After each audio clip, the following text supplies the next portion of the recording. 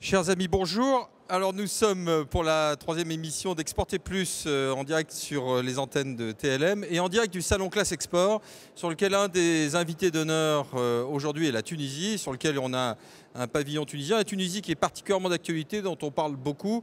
Et pour répondre un peu à nos questions, nos interrogations sur comment faire des affaires et comment se développer en Tunisie, nous avons réuni un parterre d'exception avec Mehdi Haddad, qui est le président de la TF Bank, qui est une banque tuniso-française. Bonjour. Bonjour. Avec Enna Benamor, qui représente le Tunisie et qui est représentant du CIC en Tunisie, qui est une banque sur laquelle vous aidez, je crois, les entreprises françaises à exporter en fait en Tunisie. Avec Hichem Turki, qui lui est représentant d'un pôle de compétitivité, qui a aussi des pôles de compétitivité en Turquie. On verra, en Tunisie, pardon, excuse-moi, en Tunisie, sur lequel on verra... Bientôt en Turquie peut-être. Peut-être, sur lequel on verra que c'est un modèle légèrement différent, quoique relativement similaire, mais légèrement différent du modèle français. Et en fait, enfin, Amer Abdelnader, qui est représentant du patronat sfaxien, donc d'un nouveau patronat sfaxien. Exact. Qui s'appelle UPMI, l'Union de petites et moyennes industries. Alors sur lequel on va essayer de comprendre aussi quelle est la situation pour une entreprise. D'ailleurs, on va commencer avec toi, Amer, si tu le veux bien. Merci. On a une situation qui est un peu ambiguë pour nous, entreprises françaises, qu'on a du mal à comprendre en Tunisie. Alors comment le vit un entrepreneur? Qu'est-ce qui se passe en Tunisie actuellement? On a un nouveau gouvernement, il y a eu la révolution. Comment ça se passe pour un entrepreneur tunisien implanté à Sfax? L'entrepreneur tunisien aujourd'hui, il se porte bien. Pour la simple raison, c'est qu'il ne faut pas mélanger industrie et politique. Donc tout ce qui se passe entre partenaires, soit étrangers, soit locaux, c'est une coopération beaucoup plus d'intérêt commun qu'autre chose. Sur Sfax, nous n'avons jamais eu, et je dis bien jamais eu et j'insiste, de problème, quel que soit le gouvernement. Quel que soit le gouvernement, quel que soit... il y a eu des émeutes à Sfax. Il y a eu des émeutes, mais c'est local. Ce sont des émeutes dans des endroits bien déterminés et ce sont des gens qui essaient de nuire un peu à cette, disons, révolution. L'industriel, il n'a jamais été... Dans votre entreprise, Amer, est-ce qu'il y a eu des grèves? Est-ce qu'il y a des gens qui ont fait grève? Jamais. J'ai 4 entreprises qui sont en partenariat avec des Français, je dis bien 4, et on n'a jamais eu de problème. C'est-à-dire lorsque on applique la loi, on applique le règlement, on donne le droit qu'il faut pour le salarié, on n'a pas de problème. Aucun problème. Et ça, je vous l'assure, aujourd'hui, à Sfax, surtout dans la région de Sfax, il n'y a pas du tout. Parce que vous pensez que c'est différent à Tunis qu'à Sfax? Si. Il y a quand même une certaine... c'est plus politisé à Tunis qu'à Sfax. Voilà. Non. Pas seulement. À Sfax, ça a toujours été l'industrie, le travail dans le dur. Ça ressemble un peu à Lyon, finalement, à Sfax. Écoutez, déjà, à Sfax, on nous dit que nous sommes les Chinois de la Tunisie. Les Chinois de la Tunisie. Il n'y a pas de Chinois à Sfax, hein, je pense pas. Non, on n'a pas. Il y a des Libyens, par contre. Ah, beaucoup. Alors, sérieusement, ouais. Est-ce que la révolution libyenne a apporté du chiffre d'affaires ou a apporté quelque chose? Parce que les Libyens, il y en a de partout en Tunisie aujourd'hui. Exactement. Il suffit d'aller en Tunisie pour voir que, comme les Libyens sont de partout, est-ce que ça apporte quelque chose au business? Est-ce que vous continuez à travailler en Libye ou pas? Bien sûr que ça a apporté du business, étant donné que pendant cette révolution, la quasi-totalité de la région nord libyenne se sont installés à Sfax. Donc, ce qui a causé, bien sûr, beaucoup de travail. Mais aussi quelques crises dans le sens de manque de produits alimentaires, étant donné que... Oui, très demandeurs de produits alimentaires, donc de l'affaire. Ils ont absorbé tous les produits agroalimentaires. Et maintenant, c'est le sens inverse. C'est qu'aujourd'hui, les Libyens ils sont ouverts maintenant à tous les, entre guillemets, les chômeurs tunisiens, mais il n'y a pas, à mon avis, beaucoup de chômeurs. Les affaires reprennent dans toute la Libye. Et là, je vous assure une chose, c'est que moi, je suis très introduit dans ce domaine-là. Et les Français, ils sont les mieux placés à avoir des affaires en Libye. Pour la simple alors, raison... tout seul, je peux vous dire que c'est un peu compliqué, parce que quand les Français y vont tout seuls, il me semble que c'est non, pas simple du tout. pas tout seul. C'est ce que je leur conseille. Je leur conseille, c'est-à-dire d'être plutôt avec un Tunisien pour que... Voilà. Mehdi Haddad, vous avez, on reviendra vers vous. Je vais vous demander, Amer, à chaque fois de faire un peu... je veux dire, le témoin, chef d'entreprise aussi, implanté localement, et d'avoir la voix du bon sens du chef d'entreprise un peu en permanence. Merci. Alors Mehdi, vous représentez la banque tuniso-française, vous êtes président.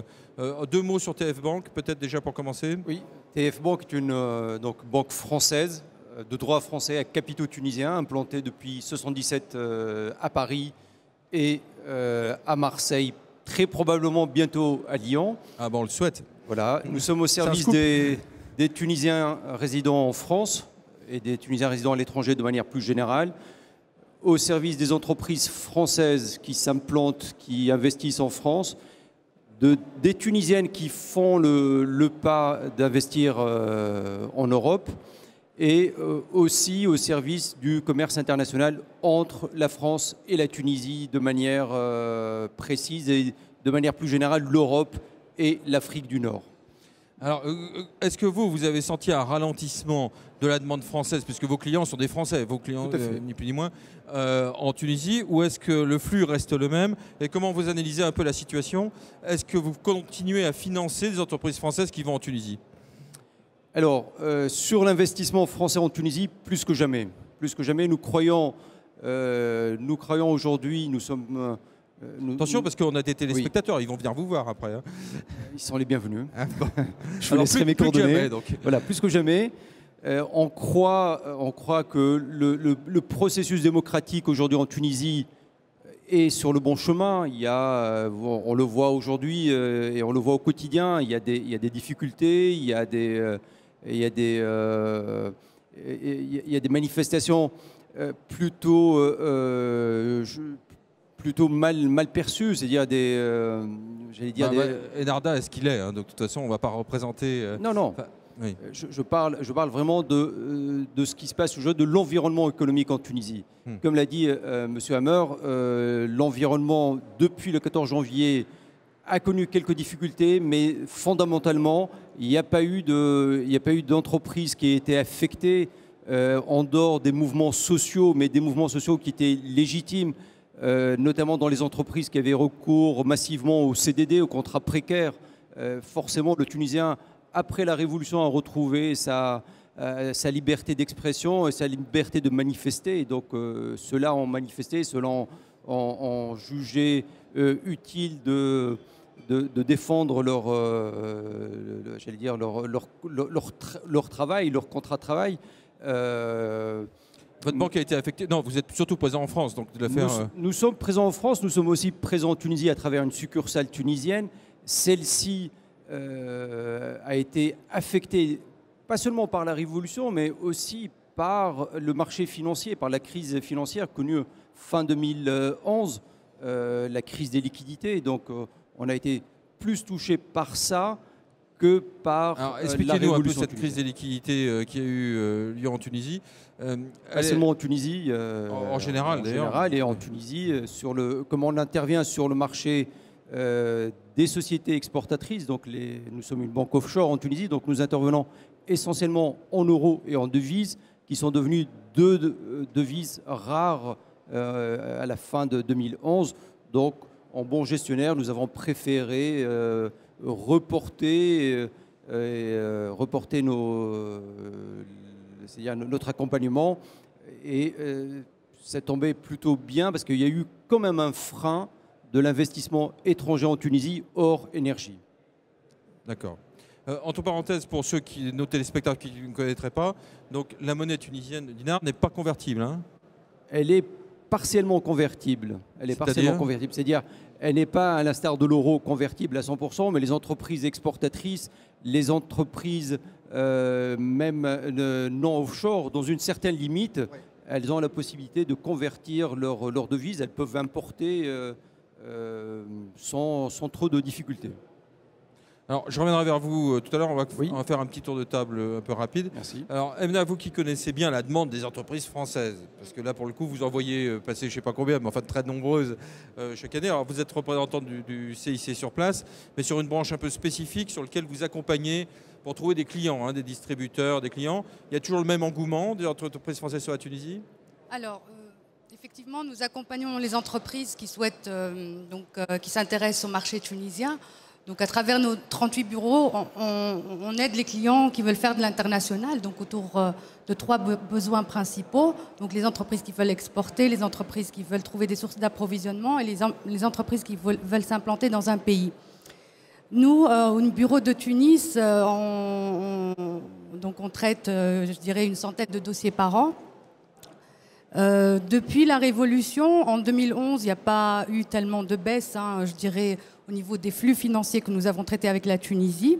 Sur 2012, effectivement, on a toujours des entreprises qui s'intéressent à la Tunisie pour exporter. Ça a continué, les recherches de distributeurs, même des recherches de sources d'approvisionnement. Mais il faut reconnaître que sur le plan de l'investissement, il y a moins de concrétisation. Mais il y a toujours un intérêt pour la Tunisie. On a quelques projets qui sont... Quels sont les secteurs qui vous semblent le plus porteurs aujourd'hui en Tunisie? Dans l'investissement, donc il y a les secteurs porteurs... Pas forcément l'investissement, mais en général. Voilà. Moi, je dissocie entre les deux. Hein. Donc, au niveau des secteurs porteurs, donc, on a tout ce qui est lié aux biens d'équipement industriels, les biens d'équipement agricoles, tout ce qui est lié à l'économie d'énergie. Tout ça, ça continue, hein, parce qu'en plus, il y a des aides qui sont accordées aux entreprises et des financements. Il y a d'ailleurs une ligne française qui est mise en place. Elle est peu connue, tiens. Deux mots sur cette ligne. Il y a une ligne protocolaire française qui est gérée par l'ambassade, hein, c'est ça? Voilà, en fait, qui est gérée par l'ambassade, mais qui est distribuée par les banques. Par les banques tunisiennes, qui, en fait, donnent un taux de sortie qui est avantageux pour les entreprises qui achètent des biens et services bien français. Donc en fait, les entreprises tunisiennes qui achètent du bien français ont une ligne spéciale de financement. Elle est très méconnue et il y a encore des sous sur cette ligne, donc c'est bien d'en parler. Avec l'ambassadeur la semaine dernière, elle a dit mais il y a très peu de dossiers, c'est incroyable. Donc, mesdames et messieurs, utilisez la ligne protocolaire française sur la Tunisie. On les invite. Non, mais il y a des sous à l'intérieur, donc quelque part, c'est fait un peu pour vous, pour vos bien équipements.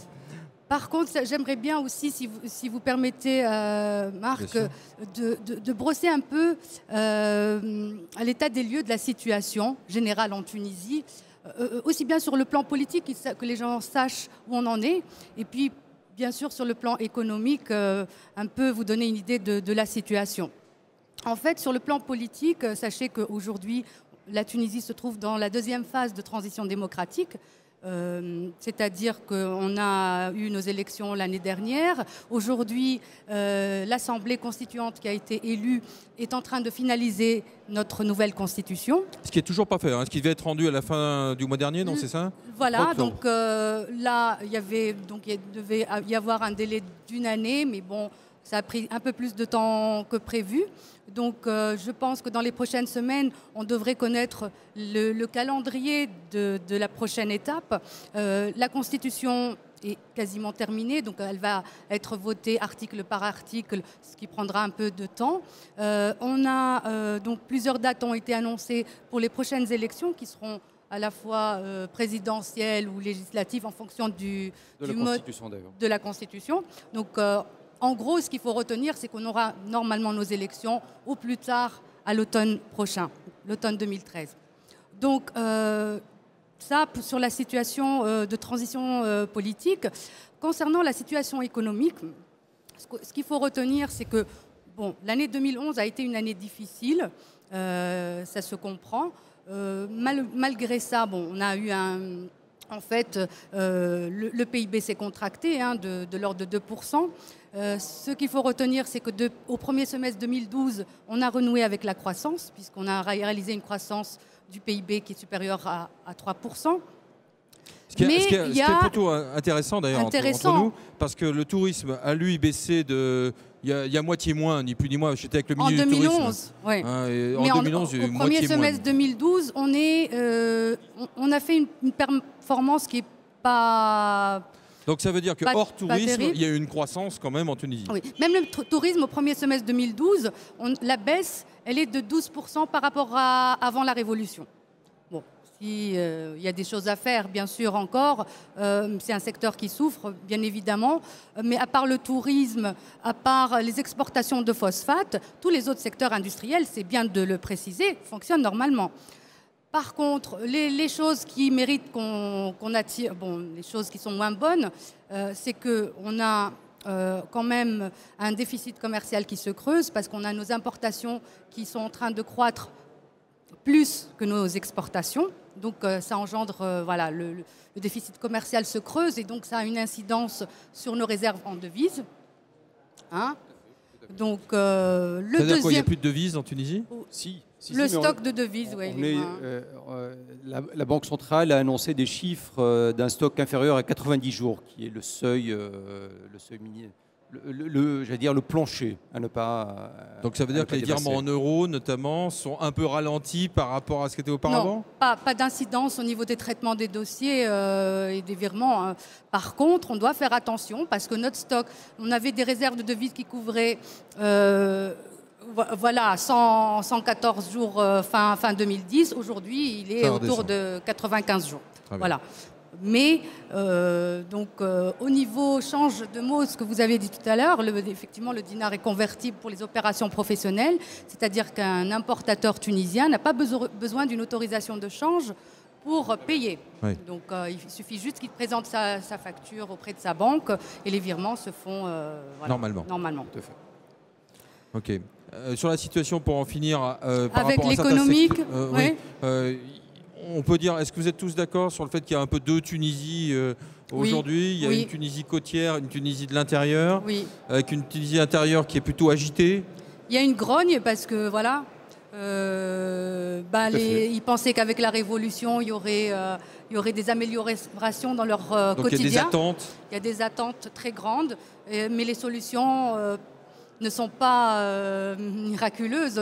Il faut du temps pour nous mettre en place des nouvelles routes, de l'infrastructure, des industries et voilà. Donc il faut savoir contenir cette grogne. J'étais en Tunisie la semaine dernière, donc je peux partager un peu avec vous, puisque j'étais avec Jean-François Roubaud. Je pense qu'il y a une inflation médiatique, si on peut dire, quand on est en tout cas dans la frange côtière, parce que je ne suis pas allé à l'intérieur, mais en tout cas sur la frange côtière, il y a une inflation médiatique sur ce qui se passe en Tunisie par rapport à ce qu'on peut connaître ou ce qu'on peut entendre, je pense, à la radio. Est-ce que du point de vue investissement, Hichem Turk, est-ce qu'il y a aujourd'hui, alors vous représentez un pôle de Sousse. Le pôle de Sousse, pour ceux qui ne connaissent pas, c'est un tout petit peu au sud de Tunis. À combien de temps? Nous sommes à 1h20 de Tunis. Nous sommes une ville côtière, c'est une ville balnéaire et c'est une ville industrielle. Bon, j'ai fait l'affront à certains qui ne pourraient ne pas connaître, mais enfin on connaît tous bien aussi Sousse. C'est la perle du Sahel, hein, on l'appelle comme ça en Tunisie. Et elle représente quand même plus que 20 000 lits d'hôtels avec deux parcours de golf, etc. Bon, mais ceci étant, c'est une aussi ville très industrielle et notamment elle est spécialisée dans le secteur d'activité du pôle qui est la mécatronique, mécanique, informatique, électronique. Pour revenir à l'investissement, l'investissement effectivement s'est ralenti un peu, mais bon, de toute manière, il y a eu quand même des investissements cette année, notamment français.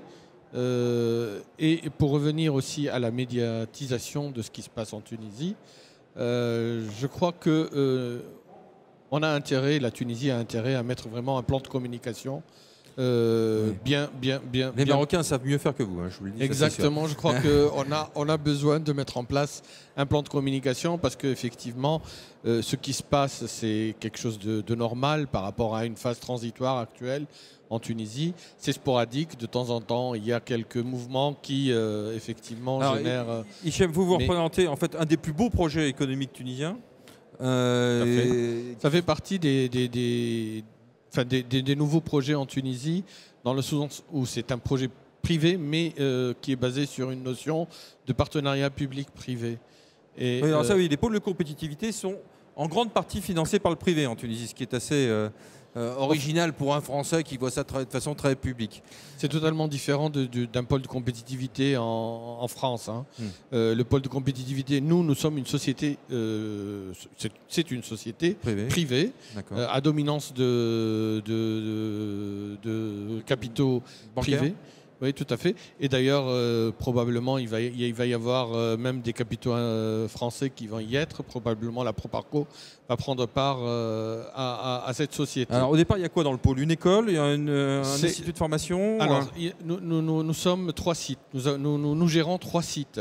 Un premier site, c'est la Technopole en mécatronique, mécanique, informatique et électronique, qui est composée d'une partie recherche et enseignement supérieur avec une école d'ingénieurs qui abrite actuellement 1200 étudiants.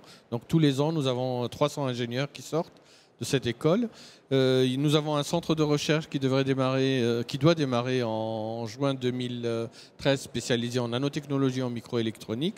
Nous avons une pépinière d'entreprises qui abrite actuellement une vingtaine d'entreprises avec 200 ingénieurs qui y travaillent dans plusieurs secteurs d'activité. Nous avons une société qui a conçu et qui est en train de monter un petit avion de 2 places de type ULM, qui se fait en coopération Made in Tunisia, tout à fait, et qui se fait en coopération aussi avec les ingénieurs de l'école d'ingénieurs. Nous avons des sociétés qui travaillent sur le système, le transfert, le cryptage du transfert financier.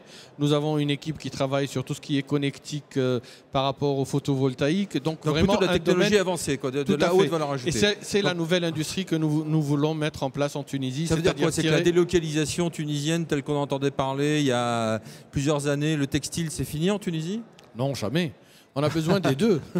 Non, pas du tout. C'est-à-dire que de toute manière, nous avons besoin du travail de série, nous avons besoin de faire travailler de la main-d'œuvre normale, mais nous avons aussi une main-d'œuvre de plus en plus qualifiée, notamment diplômée des grandes études des grandes universités.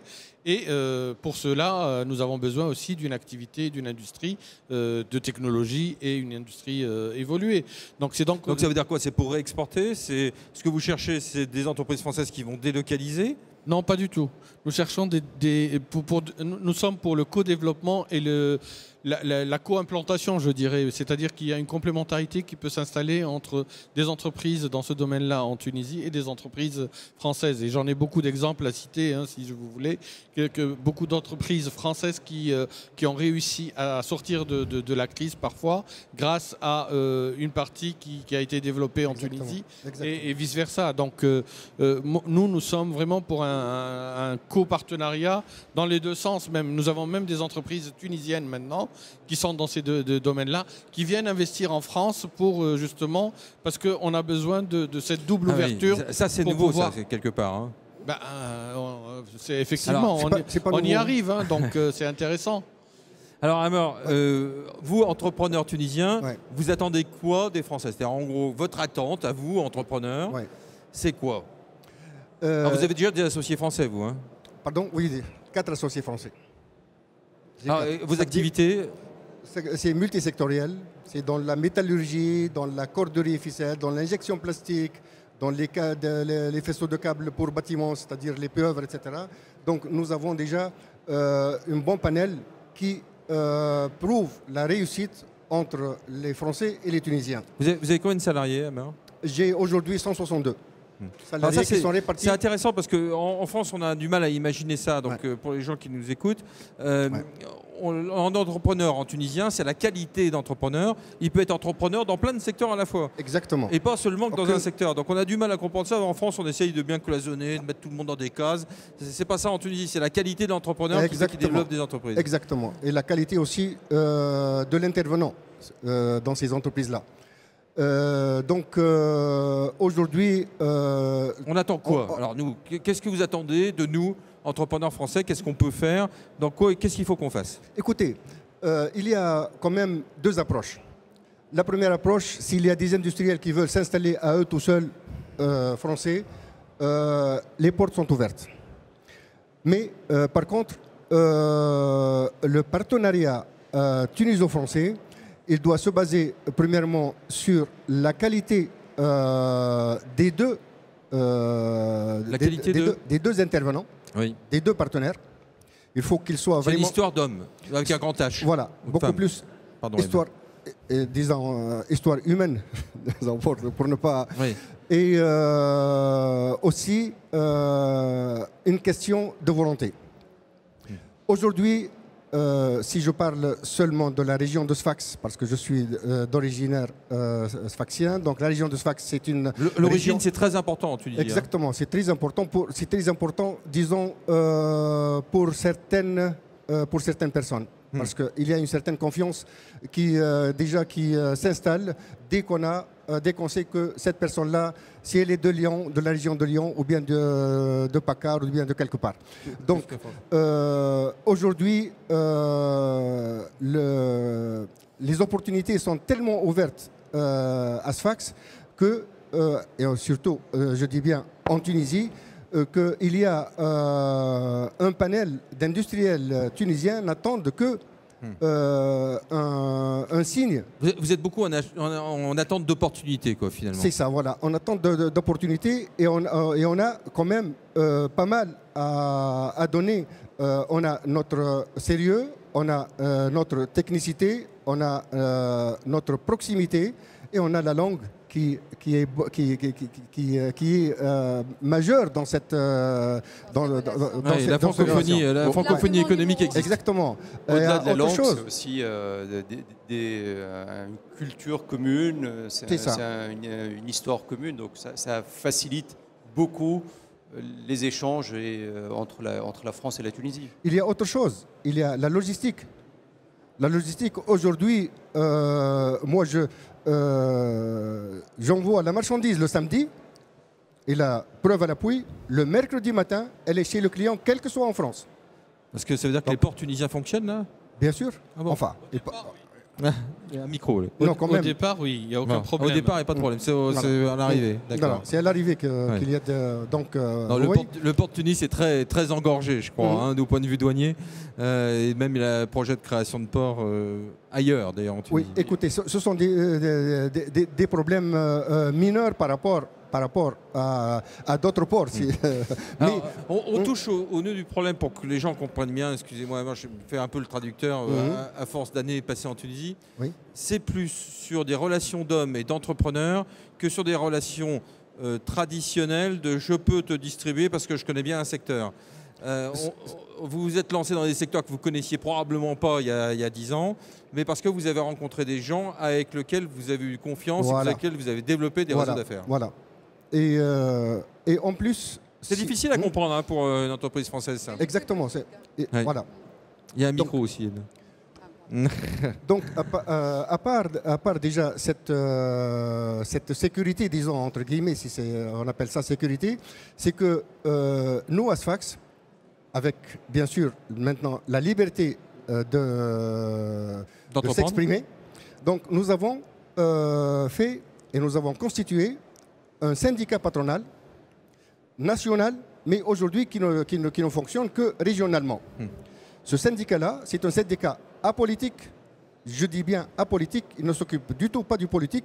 Il est là pour faciliter tout adhérent plutôt, tout ce qui est problèmes fiscaux, tout ce qui est problèmes sociaux, tout ce qui est... la banque, on ne peut pas intervenir parce que c'est vraiment spécifique. Donc, ils ont failli vous englober. À chaque entreprise, ça, on ne peut pas quand même...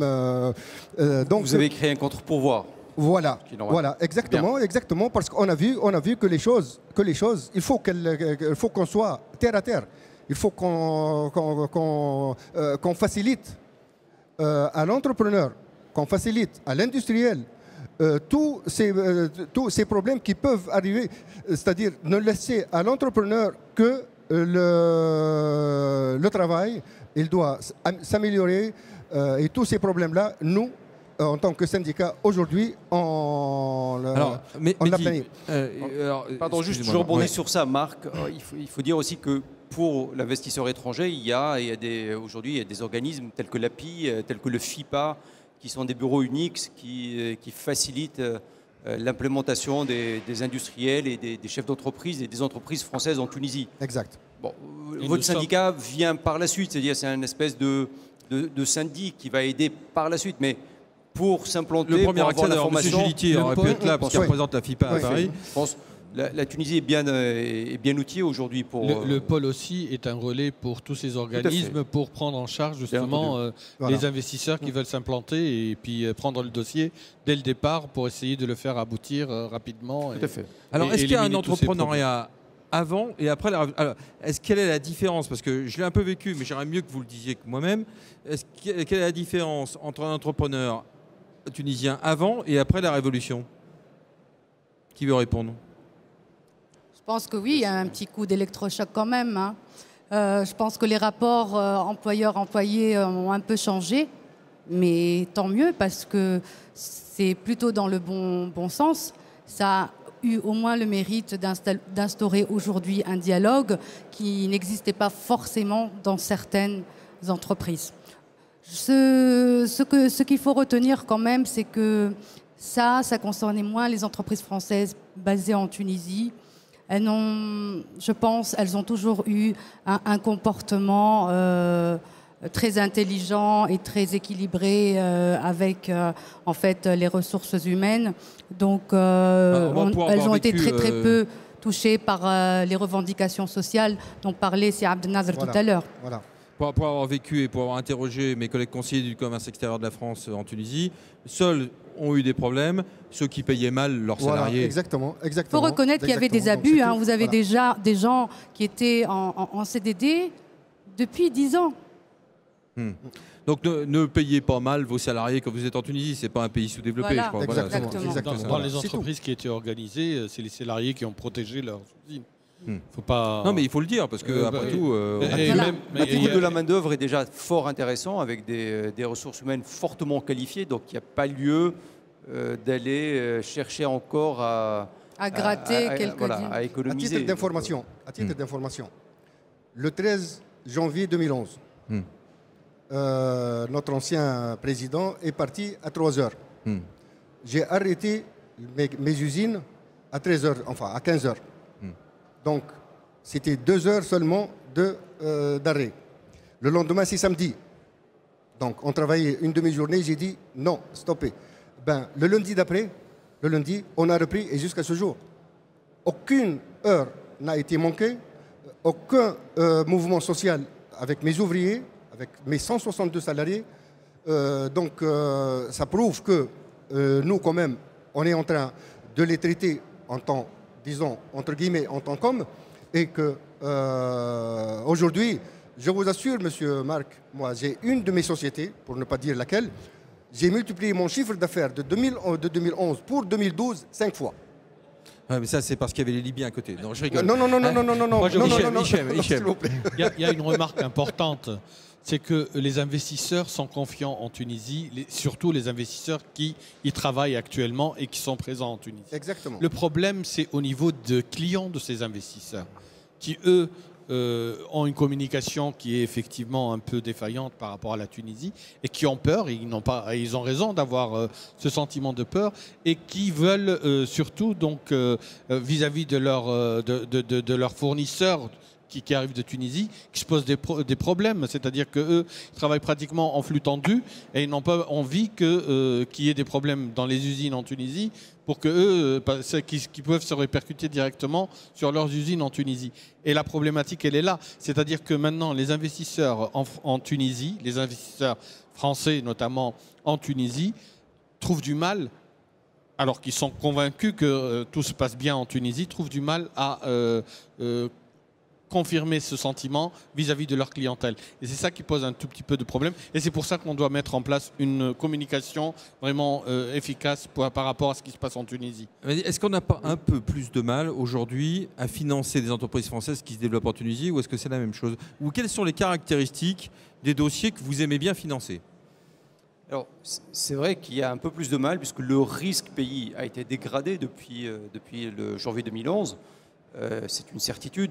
La visibilité aujourd'hui, comme le disait Hichem tout à l'heure, il manque une feuille de route qui va rassurer tout le monde, y compris les Tunisiens, et j'allais dire en premier les Tunisiens. Donc cette feuille de route-là ne va pas tarder à arriver. Et pour répondre aussi un peu à votre question de tout à l'heure, avant il y avait un équilibre instable en Tunisie, parce qu'il y avait aujourd'hui il y a un déséquilibre qui va aller vers un équilibre stable. C'est une question de temps, il y a une prise de conscience. Le retour en arrière est impossible. Soyons patients. Voilà. Quoi. Soyons un peu patients. Voilà, et puis surtout, il faut que les autorités, il faut que le gouvernement aujourd'hui tunisien s'implique et s'engage sur une feuille de route claire et sur des dates claires. Le Tunisien a besoin de ça, l'investisseur français a besoin de ça aussi. Sur le risque Tunisie, c'est vrai, quand on voit aussi les sociétés d'assurance export, pour ne pas les citer, On peut les citer, aujourd'hui, il n'y en a que deux, voilà, il y en a que deux. enfin, presque trois. Aujourd'hui, leur prime sur la Tunisie a augmenté. Il y a une difficulté, celle-ci est aussi passagère, c'est une question de temps. Il faut on ne va pas apprendre à un chef d'entreprise que c'est pendant ces moments-là qu'il faut faire des affaires, c'est aujourd'hui qu'il faut investir en misant sur un avenir proche, qui est un avenir serein. Et la Tunisie vient de renforcer ses liens avec l'Union européenne, ce qui va faciliter aussi le flux humain, le flux des capitaux et le flux de marchandises. Donc c'est un point aussi important à souligner. D'ailleurs, cette signature, Oui. c'est pour un programme de mise en place de plus de liberté entre la Tunisie et la France. Et donc, ce gouvernement s'engage réellement dans cette feuille de route. Mais ceci étant, il reste la feuille de route politique de la Tunisie, proprement à la Tunisie. Et c'est celle-là qui va rassurer tout le monde. Alors, est-ce qu'il y a des dossiers que vous aimez mieux financer que d'autres? Est-ce qu'il y a des secteurs? Et c'est quoi le prototype du dossier? Ah, celui-là, je le veux. En tant que banque, j'ai envie de le financer.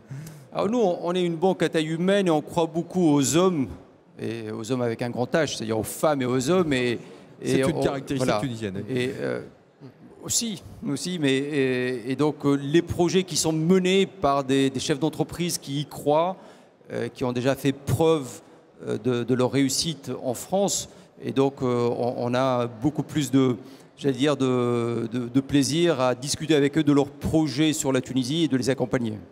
Est-ce que la Tunisie n'est pas plutôt un pays qui est fait pour des PME, voire TPE, plutôt que pour des grands groupes? Ils sont déjà, sur les grands groupes, ils ne nous ont pas attendus, hein, je pense. Anna? Oui, je suis persuadée, d'autant plus que notre groupe il est très orienté PME. Ce qu'il faut savoir, c'est qu'aujourd'hui en Tunisie, il y a 1300 entreprises françaises implantées en Tunisie. Il y a 1300 entreprises françaises. C'est le tiers des entreprises implantées internationalement. Voilà. Donc on est le premier C'est investisseur. le double, par exemple, du Maroc, hein, pour comparer des pays La France comparables. est le premier partenaire économique de la Tunisie.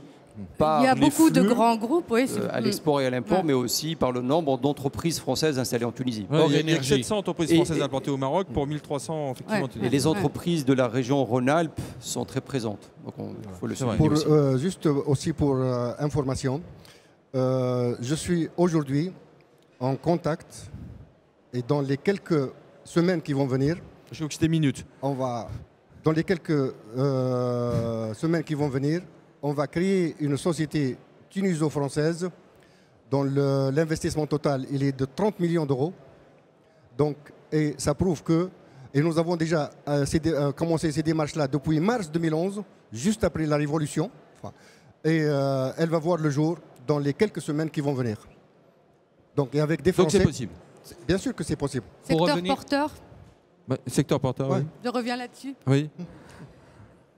En fait, la Tunisie, vous avez parlé tout à l'heure du textile, c'est peut-être fini. Je vais juste résumer un peu l'historique de l'industrie tunisienne. Et pour en arriver à aujourd'hui, l'industrie textile a démarré dans les années 70. Donc l'industrie tunisienne a démarré dans les années 70 avec l'industrie textile et l'industrie des cuirs et chaussures. Par la suite, en fait, dans les années 80, on a vu, suite à des accords du gouvernement tunisien avec quelques grands constructeurs, l'implantation de l'industrie des composants automobiles. Ouais, sous-traitance automobile. Sous-traitance plastique, automobile. oui. Voilà, on a Faisceau démarré de câble. avec les faisceaux de câbles. Après, il a fallu intégrer, donc on a fait des pièces de connectique, en plastique technique, de l'électronique. Donc ces secteurs-là se sont développés dans les années 80. Les années 90, donc c'était aussi l'explosion de l'industrie plastique technique, mais également tout ce qui est services informatiques. On a vu également l'implantation dans ces années-là, les premiers centres d'appel et les centres de gestion et l'offshoring. Dans les années 2000, en fait, on a vu aussi démarrer l'implantation d'entreprises européennes dans l'industrie mécanique. Ce phénomène est aujourd'hui en train de continuer puisque dans la mécanique, on est en train de monter en gamme puisqu'aujourd'hui, on a un pôle aéronautique tout près de Tunis, donc dans le giron d'Aerolia, hein, donc la filiale de ADS qui fabrique aujourd'hui des pièces de fuselage pour Airbus. Donc plusieurs équipementiers sont venus également s'installer dans ce cadre-là. Ce que j'ai constaté également depuis quelques années, là, depuis 2-3 ans, c'est un retour des secteurs classiques, hein, comme le textile, l'industrie des cuirs et chaussures. J'ai beaucoup d'entreprises textiles qui me disent je ne fais plus en Chine, je fais en Tunisie. Un phénomène, ça date d'il y a 3 ans. Et ce phénomène est en train de s'accélérer. Pour des questions de juste à temps, pour des questions de timing. La proximité géographique. Malgré la fin des accords multifibres en 2006. On pensait que c'était la fin du textile avec la disparition des accords multifibres. C'est l'inverse qui s'est passé. Exactement, c'est l'inverse qui se passe. Il y a aussi un nouveau textile qui s'implante, c'est du textile technique. On va un peu plus haut dans la gamme de produits et c'est dans le même contexte que le pôle de Sousse. Il y a un pôle à Monastir qui est spécialisé avec un plus textile. grand apport en valeur ajoutée au produit. Tout à fait. Voilà. Tout à fait. Est-ce que le drame de la Tunisie, c'est pas finalement d'avoir... Enfin, le drame et la chance, c'est de ne pas avoir trop de diplômés, quoi, finalement. Parce qu'il y a un nombre de diplômés en Tunisie et chaque fois que je rencontre... Il n'y a pas trop de diplômés en Tunisie. Il y a des bacs plus 4, des bacs plus 5. Il y a une équation de la qualité des diplômes. Voilà, une équation. Sur certains secteurs... Où le profil des diplômes n'est pas adapté au marché de l'emploi. Ça veut dire qu'il y a un niveau intellectuel qui est bon, mais qu'il faut reformer finalement les gens sur un certain nombre de choses. Exactement, c'est ce que déjà par l'intermédiaire de l'UPMI, nous avons aujourd'hui disons, mis en place une école de formation et de reprise de ces gens-là qui n'ont pas de métier. Ils ont une formation, mais ils n'ont pas de métier. Voilà, ils n'ont pas de métier. C'est un peu comme en France. De les remettre, disons, à flot et de les intégrer dans ces. Donc ça, c'est un des objectifs de notre syndicat aujourd'hui. Et c'est fait, c'est créé. Et si je suis là aussi, c'est pour trouver des formateurs européens pour nous aider à évaluer avec cette... Messieurs les formateurs, voilà quelqu'un qui en cherche. Plutôt. Voilà. Nous avons une ressource humaine qualifiée, mais cette qualification doit être probablement complétée légèrement pour répondre aux besoins exacts des entreprises. Moi, je voudrais revenir sur l'investissement étranger en Tunisie, si c'est vraiment pour les PME ou pour les multinationales et des entreprises de taille importante. Je pense qu'on a besoin des deux, parce qu'autour comme Aerolia, hein, comme le projet Aerolia, c'est Aerolia qui a amené derrière elle beaucoup d'entreprises, des PME au fait, qui sont venues s'implanter en Tunisie pour être près d'Aerolia et pour être les fournisseurs d'Aerolia sur la Tunisie, mais pour l'export aussi. Donc nous avons besoin des deux investissements et la Tunisie peut répondre aux besoins de ces entreprises d'un point de vue ressources humaines, d'un point de vue organisationnel et d'un point de vue structure, parce que nous sommes en train quand même, il y a tout un programme de développement d'infrastructures. Ah oui. On n'a pas parlé des grands projets. Des grands projets, des grands projets d'infrastructures qui sont importantes. Mehdi. Plus de 60 grands projets sont listés avec une part belle pour les partenariats publics-privés. Donc là, les sociétés du CAC 40 ont toute leur place pour investir. Alors personne ne m'a parlé chez vous là, parce que pourtant quand je vais en Tunisie, tout le monde m'en parle, de Tunisie comme plateforme sur l'Afrique. Parce qu'on n'a pas eu la chance. Il nous reste combien de temps? La Tunisie, c'est vraiment une porte d'entrée et pour la Libye. On en a parlé tout à l'heure, depuis tout à l'heure qu'on en parle. Mais nous avons une histoire déjà avec la Libye qui est assez importante. Et la révolution a encore consolidé ses relations avec la Libye. Il ne faut pas oublier que lors de la révolution libyenne, nous avons reçu à peu près 1 million de Libyens chez nous. Exactement. Et on les a reçus vraiment dans un cadre très agréable pour eux. Et ça a encore renforcé les liens entre les Libyens et la Tunisie. Donc pratiquement maintenant, c'est une porte d'entrée pour ce marché-là qui est important. Pour l'Algérie aussi, nous avons une forte collaboration, je dirais. Les portes sont ouvertes avec de temps en temps quelques fluctuations en fonction de ce qui se passe chez nous. Mais globalement, c'est vraiment de très bonnes relations. C'est un libre marché avec l'Algérie.